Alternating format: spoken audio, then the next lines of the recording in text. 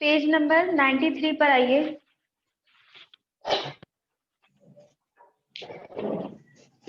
Yes ma'am.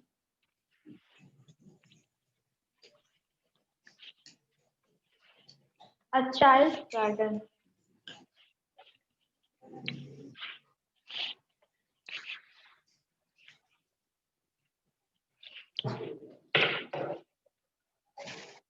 Now there is nothing wrong with me except I have hurt my knee and that is why I have to lay out in the garden all day. तो यहाँ पर जो लड़की है, बच्ची है, वो क्या कह रही है, मेरे पास कुछ भी नहीं है अभी करने को except I have hurt my knee, मैंने अपने नीज घुटनों में चोट लगा ली है and that is why I have to lay out in the ground all day. और इसी वजह से मैं कहीं पर जा नहीं सकती, खेल नहीं सकती, तो मैं ग्राउंड पर पूरे टाइम लेटी रहूंगी। ले मतलब लेटना। यहाँ पर आपको दिख रहा होगा बुक में, जो ये बच्ची है नी से चोट लगी हुई है और यहाँ पर लेटी है गार्डन में। Our garden Yes. is not very wide and cars go by on either side. हमारा जो गार्डन है वो बहुत बड़ा नहीं है और गार्डन के दोनों साइड, आइदर साइड यानी दोनों तरफ से दोनों तरफ से कार जाती है। देखिए यहाँ पर गार्डन बीच में है और दोनों साइड से कारें जा रही है ना। Yes. And make an angry hooty noise that rather startles little boy. और जो जा रही है कार तो आवाज आती कैसी है। और बच्चों, ये आयुषी आपकी तरफ से बहुत आवाज आ रही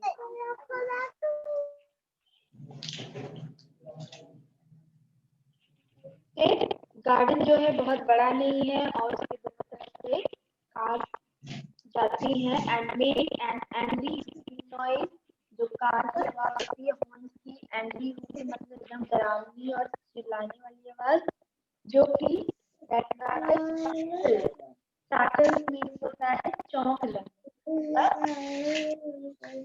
दुर्गेश क्या हो रहा है बेटा, क्यों आवाज आ रही है आपकी तरफ से? बंद करिए माइक। तो ऐसी आवाजें आती हैं कार से कि जो बच्चे हैं वो स्टार्टल्स यानी कि चौंक जाए।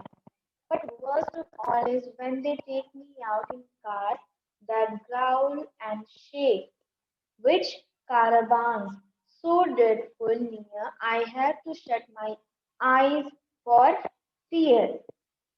Worst मतलब बुरी, तो सबसे बुरी worst of all is when they take me out in the car that grows and shakes. और बुरा तो तब होता है जब वो लोग मुझे कार से बाहर निकालते हैं और वो शेक करती रहती है। With caravans so dreadful near, I have to shut my eyes for fear. caravans मतलब जो बग्घियां होती है ना, घोड़ों से चलने वाली जो गाड़ियां होती है, उनकी तरह वो हिलती जुलती रहती है। But when I am on my back again, लेकिन जब मैं फिर से लेट जाती हूँ, I watch the silver aeroplane, और मैं लेट कर क्या देखती हूँ, सिल्वर कलर का एरोप्लेन देखती हूँ। And flies across to France and sings like hitting thick piano strings, और फ्रांस के ऊपर जाती हूँ और ऐसा लगता है कि पियानो की स्ट्रिंग्स को बजा रही हूँ।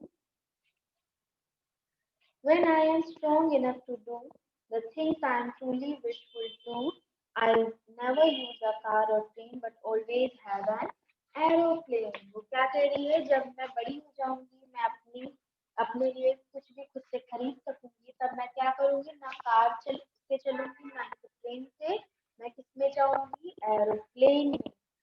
And just go zooming around and round the Triton grown up with the sound and see the angle side of clouds and shout at all these motor crowds. और मैं क्या करूंगी, आसमान में अपने एरोप्लेन से उड़ूंगी और जो नीचे शोर मचाने वाली गाड़ियां हैं उन सब से दूर चली जाऊंगी।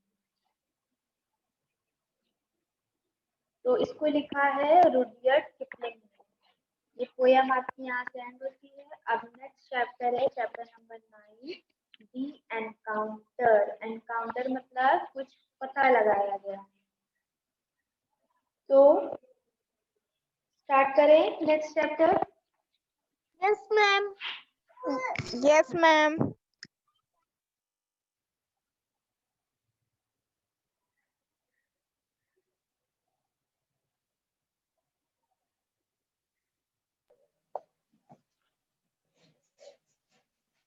तो एनकाउंटर चैप्टर में देखते हैं। It was late in the afternoon. तो ये बहुत लेट था आफ्टरनून में। Sunset was about 3 hours away. Sunset यानी कि सूरज डूबने में 3 घंटे बाकी थे। Lying on a grassy moon, Megha watched the slow sailing clouds above her for some time. Megha लेटी हुई है घास पर और वो क्या देख रही है कि स्लो सेलिंग क्लाउड्स, धीरे धीरे क्लाउड्स जो है वो उसकी तरफ आ रहे हैं। A light breeze turned and the pages of her exercise book. उसकी a light breeze turned the pages of her exercise book. उसके exercise book के उसने pages पलटे। Megha, hearing her name, Megha करके किसी ने बुलाया, उसने सुना। She sat up with a start and turned around to see her friend Neha. किसने बुलाया था उसको? नेहा ने बुलाया था। Aren't you going home? क्या तुम घर नहीं जा रही हो? Don't you have to go to Miss Sophia's at 5 o'clock? वो क्या कह रही है नेहा उससे, मेघा से, क्या तुमको मिस सोफिया के घर नहीं जाना था 5 बजे? नेहा आस्क हर, नेहा ने उससे पूछा। नो नॉट येट, नहीं अभी नहीं। If I go home now, अगर मैं अभी घर चली जाऊंगी, mum will tell me to eat something and do my homework right away. अगर मैं अभी घर चली जाऊंगी तो मम्मी क्या बोलेंगी कि कुछ खा लो और अभी के अभी अपना होमवर्क फिनिश करो। And what's wrong with that? Megha made a face at Neha. जब नेहा ने पूछा कि इसमें गलत क्या है अगर तुमको मम्मी ये करने को कहेंगी, तो मेघा ने मुंह बनाकर उसकी तरफ देखा। Okay, I won't say anything, you stay here and day dream, I am going home. तो नेहा ने क्या कहा, ठीक है मैं कुछ नहीं कह रही हूँ, तुम मुंह मत बनाओ, मैं जा रही हूँ, तुम यहाँ पर बैठ के दिन में सपने देखो। डे ड्रीम मतलब दिन का सपना। Neha stormed off and leaving Megha to continue what she loved doing. तो नेहा वहां चली गई, मेघा को छोड़ के। मेघा को जो पसंद था वो कर रही थी। Gazing at the sky, watching at clouds in different shapes. वो आसमान में देख रही थी और क्लाउड्स के नए नए शेप्स देख रही थी। There's nothing wrong with a little daydreaming, Megha called out. Megha ने क्या कहा कि थोड़ा बहुत अगर दिन में सपना देख भी लेते हैं तो इसमें कोई बुराई नहीं है। There was no one around to listen to her. वहाँ पर कोई भी नहीं था जिसकी आवाज सुने। Everything grew quiet. एकदम सब कुछ शांत था। Even the school building in the distance looked empty and lonely. और जो स्कूल की बिल्डिंग थी वो भी एकदम खाली और शांत लग रही थी। Megha turn her attention to her exercise book. Megha ने अपना अटेंशन एक्सरसाइज बुक से हटा दिया। The homework question made her smile disappear. जो होमवर्क वाला क्वेश्चन था उसने उसकी स्माइल को हटा दिया, तो स्माइल उसकी गायब हो गई थी। It was a question asking her to write an essay about an amazing experience. इसमें होमवर्क में उसको क्या करना था, एक बहुत ही खुशी वाले, बहुत ही अमेजिंग एक्सपीरियंस के बारे में कुछ बताना था। She picked up the book and thought for a while. When she slammed it shut and laid it back on the desk. उसने कुछ देर के लिए सोचा और अपनी बुक की तरफ देखा, फिर उसने बुक को हटा दिया और ग्लास पर लेट गई। Homework, oh homework. She grumbled aloud. उसने चीखा, फ्रस्ट्रेट होकर उसने चीखा। She watched the clouds go by. उसने देखा कि जो बादल हैं वो जा रहे हैं। One looks like an elephant in a skirt. एक जो बादल था वो कैसे लग रहा था, जैसे कि कोई हाथी ने स्कर्ट पहन रखी है। फिर it made, she thought, उसको लगा, it made her giggle. और उस क्लाउड को देखकर वो गिगल यानी कि खुश हुई, हंसने लगी। Another looked like a butterfly dancing with a dragon fly, और एक बादल को देख के ऐसा लग रहा था कि कोई बटरफ्लाई है जो ड्रैगन फ्लाई के साथ डांस कर रही है। One even looked like a dog with a giant tail, और एक कैसा लग रहा था, डॉग की तरह लग रहा था जिसकी बहुत बड़ी पूंछ हो। फिर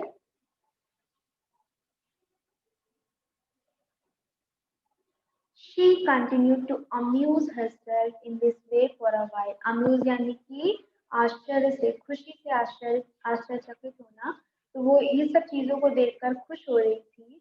Then she began to doze, तब उसने देखा, that was when she saw it, a bright streak of gold darted across the sky towards the woods.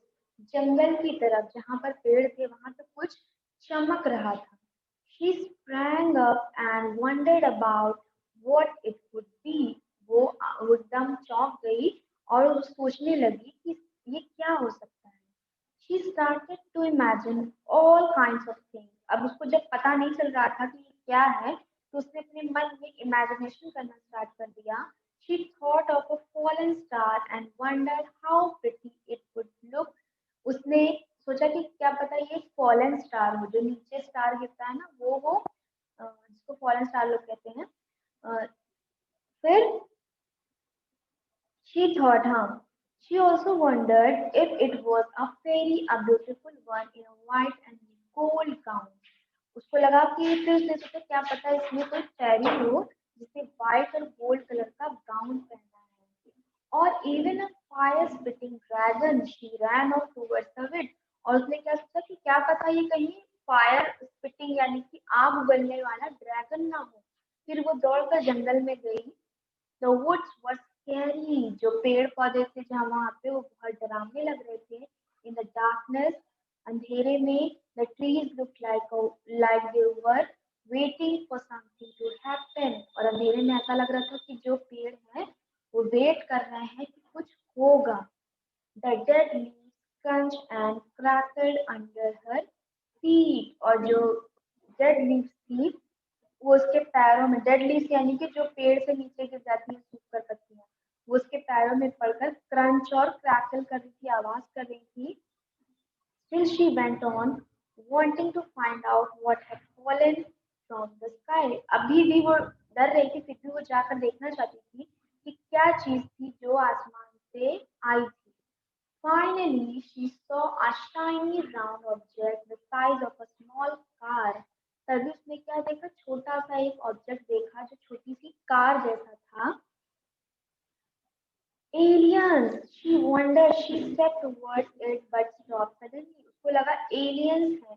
Aliens क्या होते हैं, जो दूसरे ग्रह से आते हैं, जैसे हम सारे पृथ्वी पर रहते हैं तो वो दूसरे किसी प्लैनेट से आते हैं तो उनको एलियंस कहा जाता है। She heard something behind her. It was the sound of leaves crumbling underfoot. They were footsteps and they were getting closer. उसके पीछे से आवाज आ रही थी, ऐसा लग रहा था कोई पत्तियों पर चल रहा है और उसके पीछे से उसके पास आता जा रहा है। She looked back and saw a terribly ugly creature with scaly gray skin. वो पीछे में उसने देखा एकदम अजीब सा डरावना दिखने वाला कोई जीव था जिसकी ग्रे कलर की स्किन थी। Perched high on its head was one blazing red eye, और उसके ऊपर उसके सर पर रेड कलर की आईज थी। Megha froze with fear at the sight of the monster coming closer and closer. Megha जो थी वो डर गई थी क्या देखकर कि कोई मॉन्स्टर है जो उसके पास आता जा रहा है। She screamed and tried to run, but it grabbed her. वो चिल्लाई और दूर जाने लगी, लेकिन उस चीज ने उसको पकड़ लिया। Its grey claws scratched her arm. She fell to the ground and everything went black. उसने अपने ग्रे हाथों से उसका हाथ पकड़ लिया और ये सब देखकर वो जमीन पर गिर गई और सब कुछ अंधेरा हो गया। When she woke up, she found herself lying on the same grassy patch. Her exercise book lay beside her. और जब उसकी आँख खुली तब वो क्या देख रही थी, वो जहाँ पर लेटी थी वहीं पर लेटी है और उसकी एक्सरसाइज बुक भी उसके पास रखी हुई है। The next day during the English class, Megha read her essay. The teacher said, "That's quite difficult and imaginative piece of writing, Megha. Class clapped for her. और उसने अपने इसी एक्सपीरियंस के बारे में, इसी एनकाउंटर के बारे में अपने क्लास में ऐसे बताया और सारे लोग खुश हुए. टीचर ने क्लैप करवाया. Later, when no one was looking, Megha rolled up her sleeves to look at the scratch mark on her arm. और जब कोई उसकी तरफ नहीं देख रहा था तो उसने अपनी स्लीव्स को उठाया और क्या देखती है कि उसके हाथों पर वो स्क्रैच मार्क्स है जो उस एलियन के पकड़ने की वजह से उसके हाथों पर बने थे. तो ये चैप्टर आपका यहीं से एंड होता है. समझ में आ गई स्टोरी बच्चों?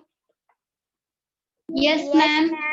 Yes, ma'am. Yes, ma'am. अब नेक्स्ट क्लास में हम लोग चैप्टर नंबर कौन सा पढ़ेंगे? Chapter number 10, ma'am. ओ Grandma surprise.